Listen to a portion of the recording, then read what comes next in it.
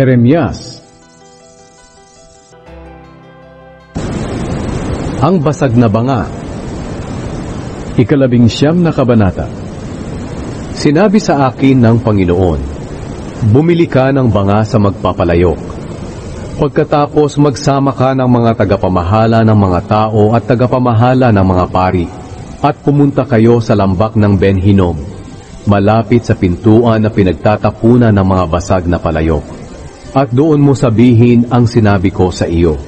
Sabihin mo, mga hari ng Huda at mga taga-Jerusalem, pakinggan niyo ang mensahe ng Panginoong makapangyarihan, ang Diyos ng Israel.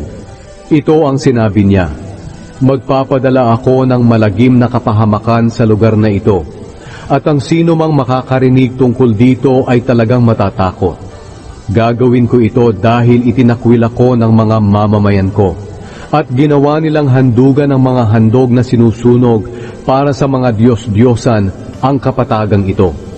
Hindi naman nila kilala ang mga Diyos-Diyosang ito, at hindi rin kilala ng mga ninuno nila o ng mga hari sa Huda. Pumatay pa sila ng mga walang malay na bata sa lugar na ito. Nagtayo sila ng mga sambahan para kay Baal, at sinunog nila roon ang mga anak nila bilang mga handog sa kanya. Hindi ko ito iniutos sa kanila, ni hindi man lang ito pumasok sa isip ko. Kaya mag-ingat kayo, dahil ako ang Panginoon ay nagsasabing darating ang panahon na ang lugar na ito'y hindi natatawaging Tophet o lambak ng Ben Hinnom, kundi lambak ng patayan. Sisirain ko sa lugar na ito ang binabalak ng Huda at Jerusalem. Ipapapatay ko sila sa mga kaaway nila sa pamamagitan ng digmaan, at ipapakain ko ang mga bangkay nila sa mga ibon at mga hayop sa gubat. Wawasakin ko ang lungsod na ito at hahamakin.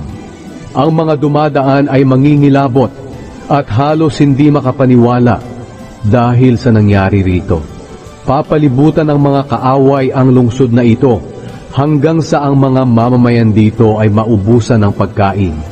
Kaya kakainin nila ang kapwa nila at pati na ang sarili nilang anak. Pagkatapos ay sinabi sa akin ng Panginoon, basagin mo ang banga sa harap ng mga taong sumama sa iyo.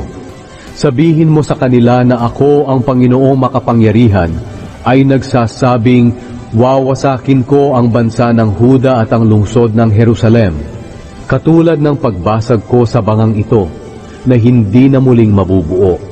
Ililibing nila ang maraming bangkay sa Tophet hanggang sa wala nang mapaglibingan. Ito ang gagawin ko sa Jerusalem at sa mga mamamayan nito. Ituturing itong marumi gaya ng Tophet.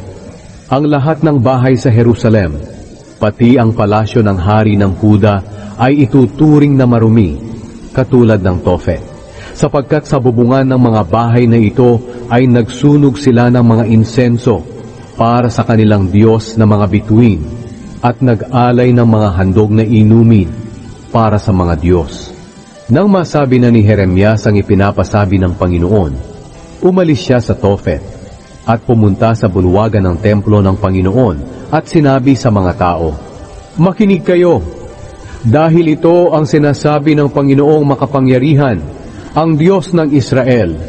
Ipapadala ko sa lungsod na ito at sa mga baryo sa palibot ang sinabi kong parusa, dahil matigas ang ulo nila at ayaw nilang makinig sa mga sinabi ko.